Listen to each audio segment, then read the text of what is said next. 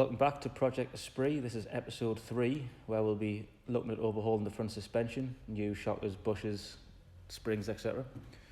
But I suppose I better start off by telling you where I've been for the past 3 or 4 years. The last you saw the car, we were taking the engine out, which is obviously next to it. And that is about as far as I got, unfortunately. For many reasons. I didn't want to work on it without filming it. I couldn't really film it where I was working on it. So that was a problem. Obviously cost. I bought the car when I was 21 and I didn't have any money, really. And parts of this are a fortune. What I want to do, it's a fortune. So that was a big factor. And I then lost storage. So it was in the garage at home where you couldn't even open the doors, let alone put an engine back in, for example. So there was a lot of things just mounted up and it got left, basically. As you can see now, it's just been sat in different garages for the past 3 or 4 years. However, last year, when we were all stuck in the house, I had an epiphany that I really want to get this car done. I do own other cars. I've got obviously the classic Mini, I've got another Lotus, I've got E30 BMW, all sorts, basically, that I wanted to store indoors for one and maintain better. So I decided that I was going to rent a little workshop close to my house to dedicate to my own projects and obviously this YouTube channel. So in a way I'm happy that's how it's turned out, but I probably have missed the view boat, but never mind. I think I'd rather make good content for the people who stuck with us than chase numbers. So I suppose I better start off by having a quick look around the car. Nothing's really changed since you last saw it. Obviously it's been pushed from garage to garage, so it's got considerably dirtier. Obviously the stains on there is where varying roofs have been leaking. But in a way that's good because we just pick up exactly from where we left off. We'll have a look at the engine. Engine's still in exactly the same shape. Still covered in hay, grass, dirt, probably different animal shite. You name it, it'll be on there. So that's good, so there'll be a video for that coming on. But today we're going to tackle front suspension. Luckily, this garage has a lift, which is an absolute godsend because taking the engine out on the floor wasn't fun. It does just make the job a lot easier. So the next thing to do is push it on there and we'll get cracking.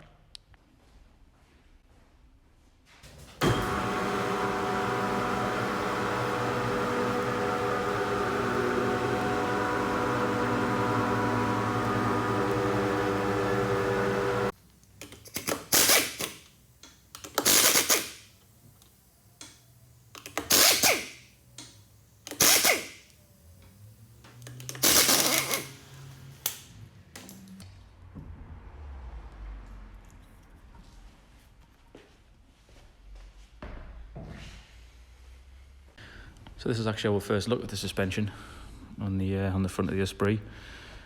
As you can, well, we all imagined, it's pretty rusty, but doesn't seem too severe. It just seems to be mainly surface, to be honest.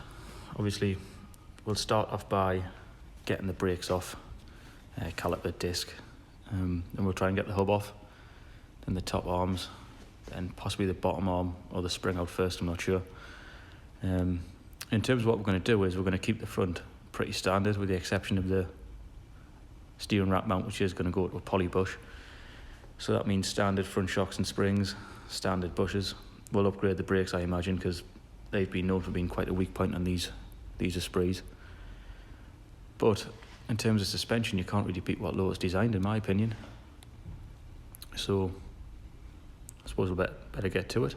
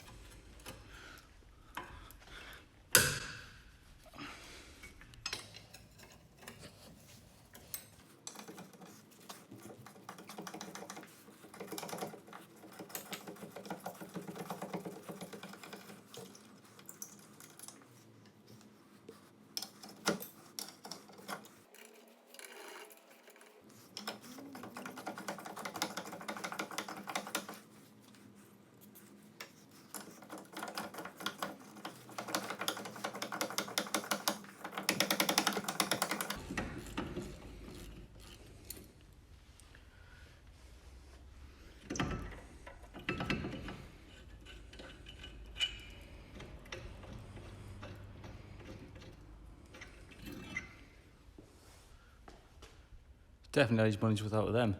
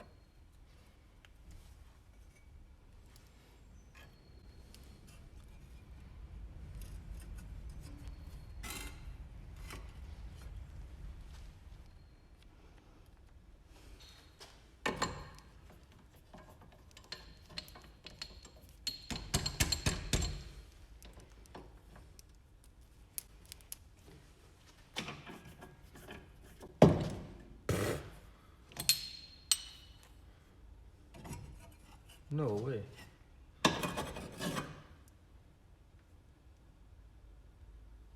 Can he?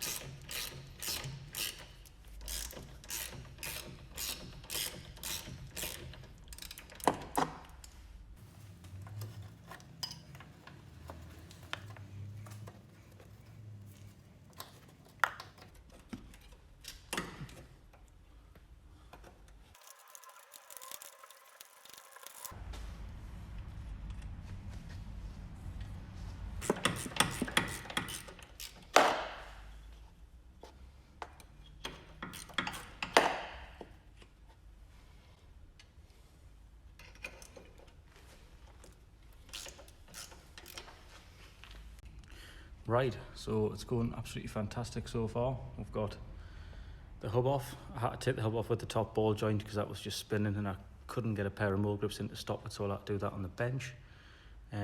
Popped off the bottom ball joint really well, same with the tractor end. We've got the bolt out, holding the shock absorber in, and the 4 nuts at the top off. It's just a case of prying that down and leaving that out, hopefully. I'm not too sure how this comes to bits. So you've got that there. We've also got that one there, and I'm not too sure how that comes off. I don't know if you can get it from the inside of the car and that's just one big bolt or shaft and that knocks through and then you just pull that off. That would be good, but I'm sure I'll have to investigate that. But next I want to get the bottom arm completely off. So there's one nut and bolt left there, one nut and bolt left there, then that'll be off. I think this is going to be a pain in the arse getting this out of here, but I thought it would all be a pain in the arse and it's been relatively straightforward so far. So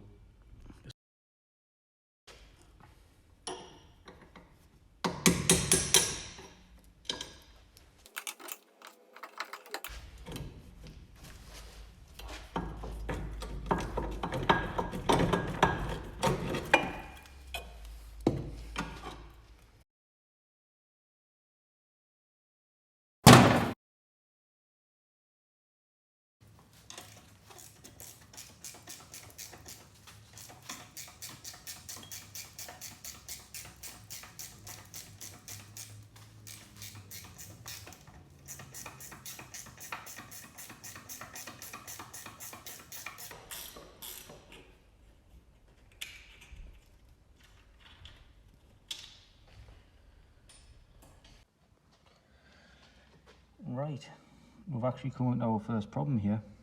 Well, second if you include the top ball joint.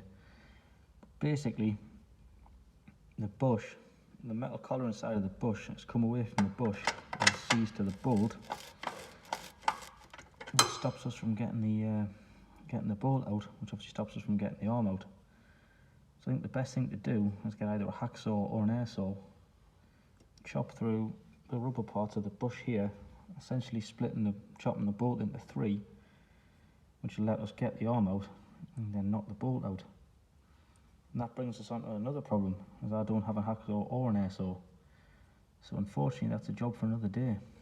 So what I think I'm going to do now is concentrate on getting these arms off, and how I think I'm going to do that is by wedging that spanner onto there,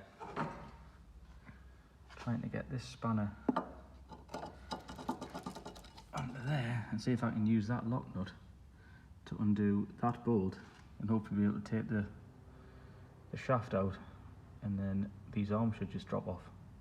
Should drop off. So we'll see how that goes. So here we go, we've got that onto there, that onto there. I'm sort of reaching around the tripod, this is going to be awkward, but we'll give it a go.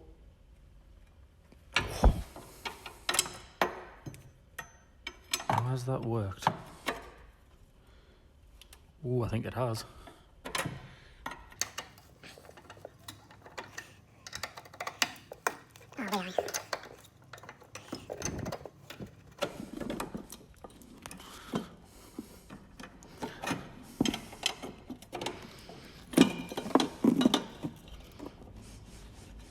Oh, yes.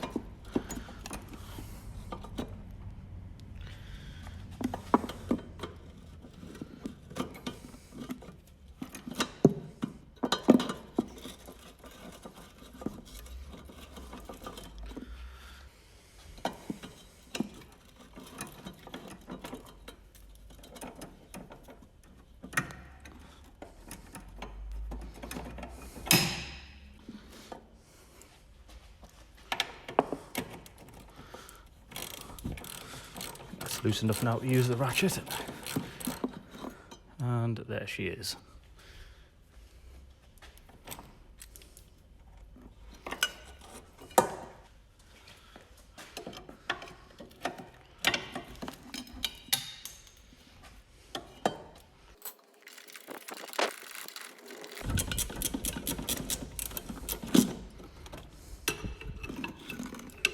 There's one.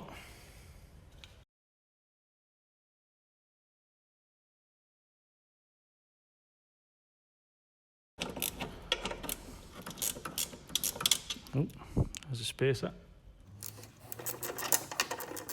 Now, I'm going to have enough room to get that one out.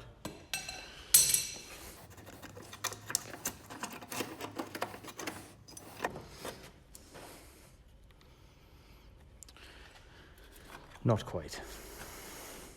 What's that in the way over there? That's the radiator. Nice.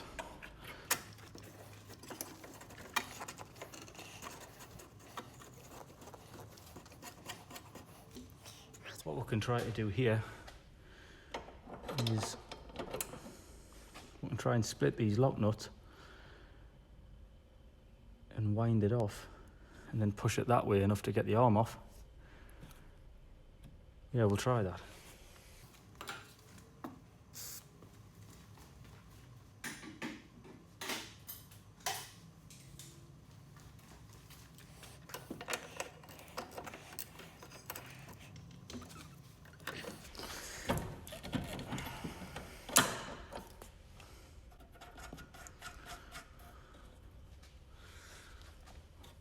So that's the inside one off.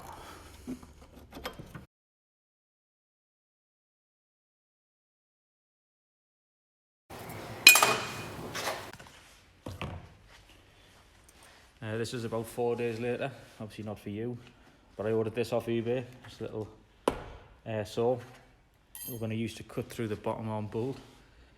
It was about 17 quid and it came with 2 blades, which look as though they're made out of toffee, so we'll not build up too much hope for them.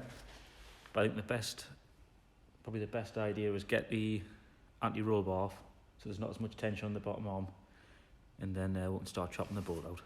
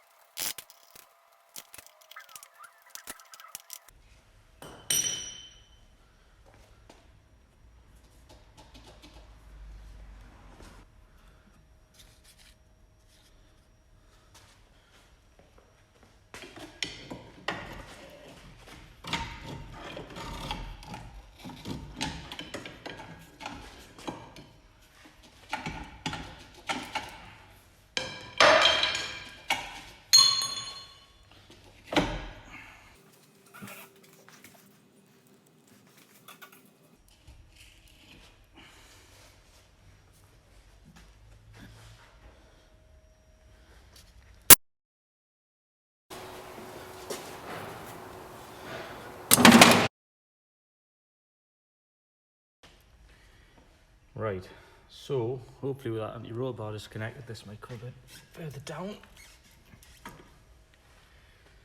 And hopefully get into chop through there.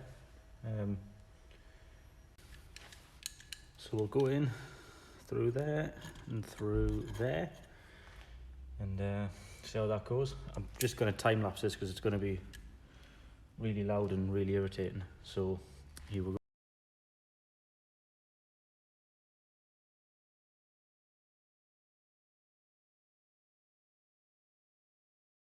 I think we're through.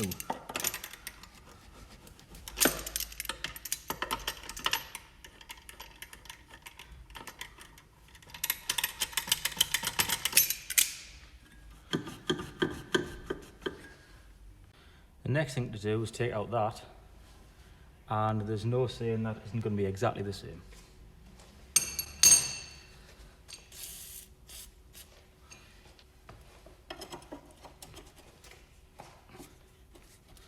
That's a good start.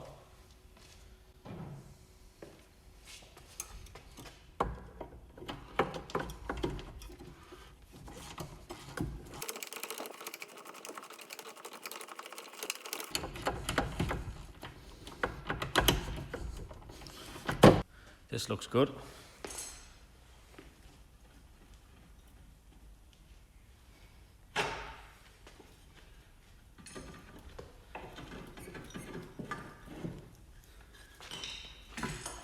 There you go.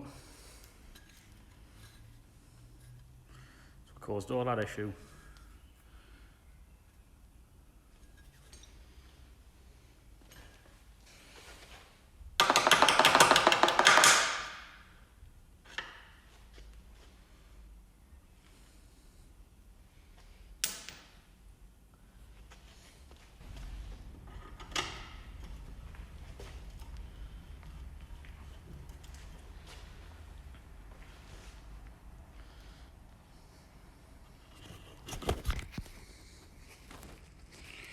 Unfortunately, you can see that there's a bit of the bush still left on the bolt, so hopefully that'll knock out, or I can grip it with the mole grips or something and pull that off. But if not, we'll either cut the head off the bolt or we'll try and get something through there and punch it out.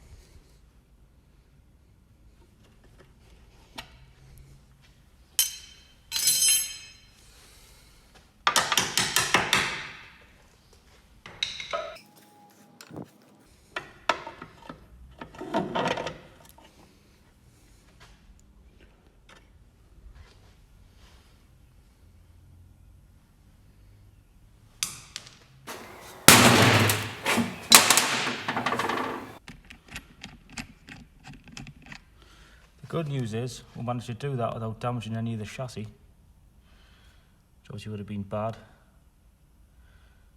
So that's this side completely stripped suspension wise. We will take the steering rack out at some point to get access to do some of the brake pipes in there and obviously change some of the coolant hoses. But for now, that's this side done. And I'm going to do the other side well, probably not off camera, but I might just time lapse it because it's pretty much just the same as this, where it is exactly the same as this, and you don't need to see it twice.